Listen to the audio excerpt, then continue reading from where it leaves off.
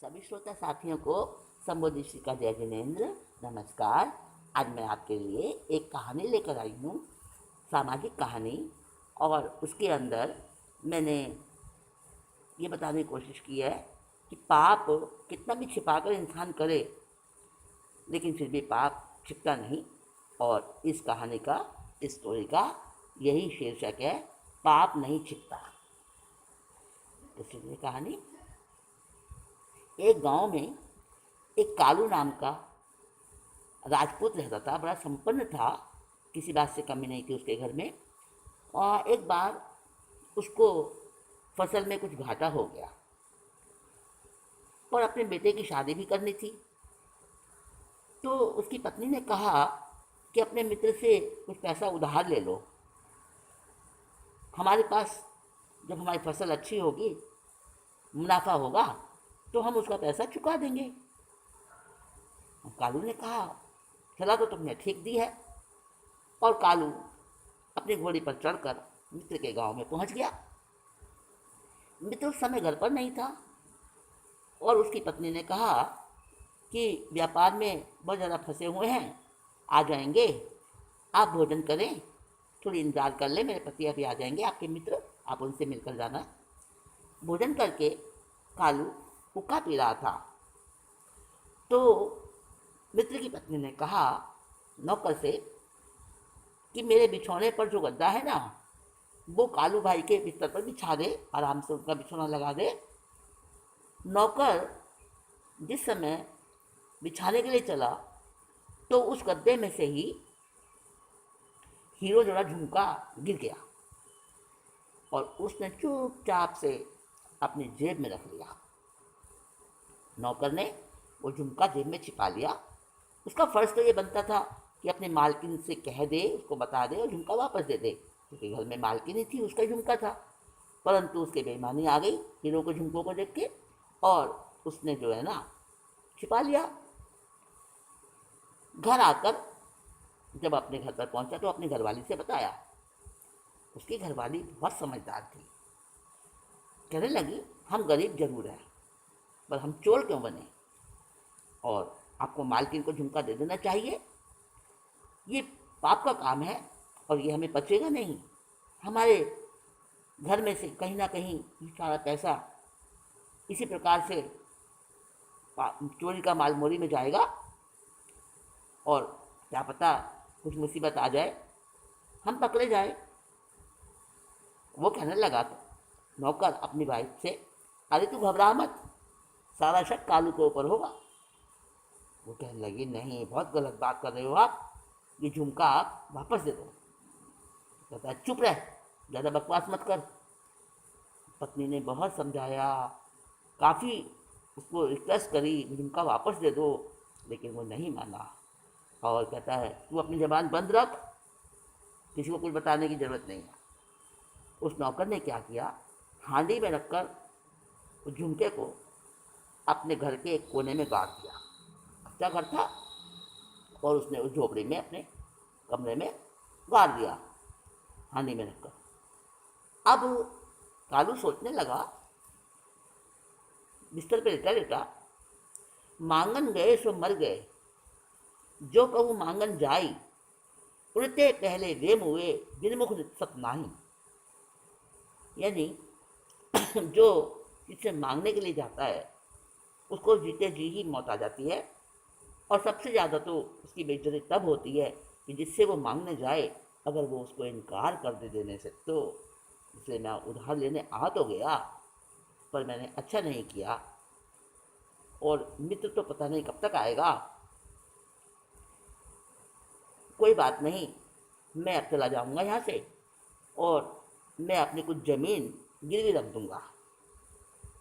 ऐसा सोचा उसने। और रात में सवेरे उठ के जल्दी ही, अंधेरे अंधेरे भोर में, अपनी घोड़ी पर चढ़ा और चुपचाप अपने घर के लिए निकल गया।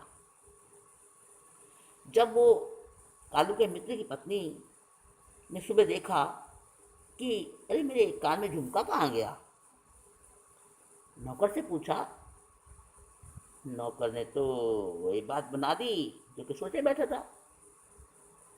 और मालकिन, जरूर आपके सोते समय वो झुमका गिरा है और आपके कपड़ों में वो झुमका निकल गया होगा और वो बिस्तर पर होगा। जरूर वो लेके चला गया है कालू। और उस औरत को भी बात जच गई कि कालू बिना बताए गया है, जरूर परेशानी में उसी ने झुमका लिया है, क्योंकि वो पैसा लेने आया था। उसने बताया था उसको कि मैं मित्र से पैसा मांगने आया हूँ, बेटे की शादी है।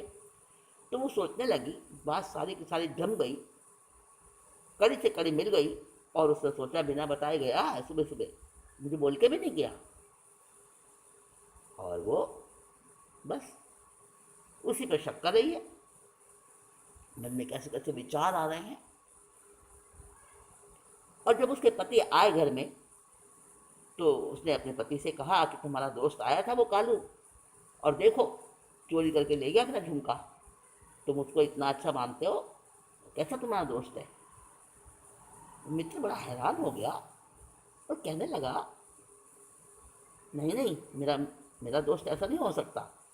तो कहने लगी, जरूर वो तुम्हारा दोस्त ही ले गया मेरा झुमका, और कहाँ जाएगा? नौकर तो हमारा ईमानदार है, इतने समय से रह रहा है, कभी इसने कोई चीज़ नहीं उठाई। मित्रता का लिहाज करके उसने जो है अपनी पत्नी के बार बार कहने पर सोचा और एक पत्र लिख दिया कालू भाई के नाम।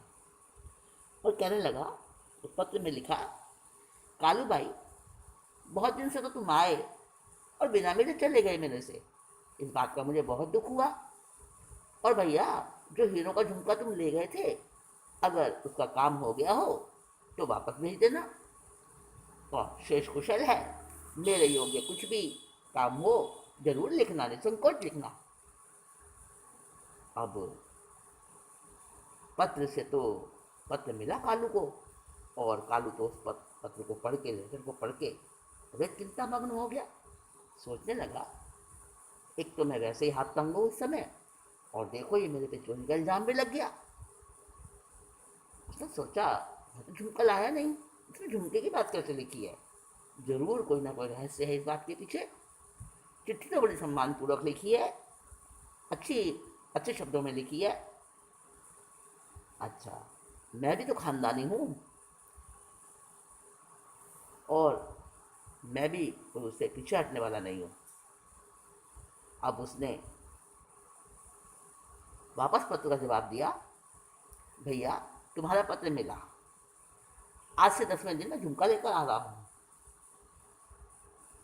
अच्छा, और अब कालू ने क्या किया, आप सुनकर हैरान होंगे। कालू ने कुछ ज़मीन तो अपने बेटे के लिए, शादी के लिए गिरवी रखी दी थी, और बाकी ज़मीन जो और थोड़ी सी बची थी, वो भी उसने ज़मीन गिरवी रख दी, और झुमका बनवाकर अपने दोस्त को देने के लिए घोड़ी पर बैठ कर चल दिया। सोचने लगा, न मालूम झुमका कितने का होगा, हीरो का झुमका है, अगर ज़्यादा कीमत का हुआ ना तो बहुत कीमती होगा हीरो का झुमका, तो मैं अपनी घोड़ी भी दे दूंगा उसकी एवज में। उधर मित्र और उसकी पत्नी सोचने लगे कि बड़े ठाठ से बेटे की शादी की है इसने, जरूर झुमका लेकर वो ही गया होगा। और जब उसको पत्र मिला मित्र को, तो कहने लगा, देखो बिल्कुल तुम सही कह रही थी, वही झुमका लेके गया है, पर है ईमानदार, जरूर किसी वजह से लेके गया होगा, मुसीबत में था, पर वो वापस झुमका लेकर आ रहा है। नौकर तो बड़ा खुश हो गया, अरे मेरी चोरी की बात किसी को पता नहीं चली। और बड़ा खुश खुश होके अपनी घरवाली से जाके कहने लगा, देख ले, तू डर रही थी, अरे वो कालू तो दूसरा झुमका लेकर आ रहा है। वो समझाने लगी, ऐसे मत करो, बहुत गलत काम है ये। लेकिन उसने डांट दिया, तू क्या जानती है, चुप रह। अब वो धमका दिया उसको, बेचारी औरत चुप हो गई। कालू जिस दिन वहाँ पे पहुँचा तो भूरा भाई ने बड़ा स्वागत किया उसका, और कहने लगा, आओ भाई आओ, बिना मेरे चले गए थे मेरे से।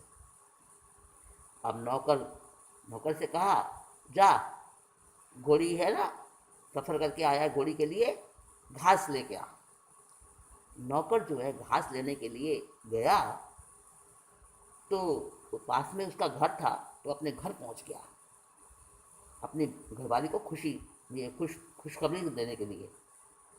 जब घरवाली के वहाँ पहुंचा घर पर, और उनकी दोनों की बहसबाजी होने लगी, देर होती देखी तो बूढ़ा भाई भी पीछे पीछे उसके घर पहुंच गया।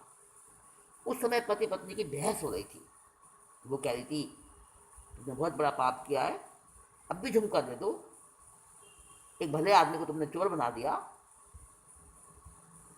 अब ये सारी जो बहस हो रही थी और वो डांट रहा था अपने घरवाली को, ये सारी बहस किसने सुन ली?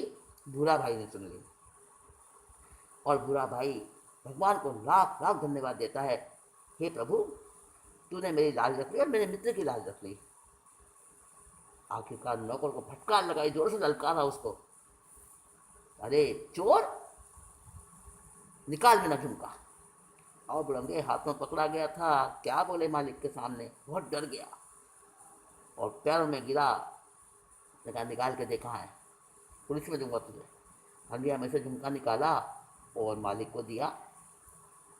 जब ये बात पंचों के सामने आई तो सबने कालू की सज्जनता को और खानदानीपन को बहुत सराहा, बहुत अच्छा बताया, बहुत प्रशंसा करी।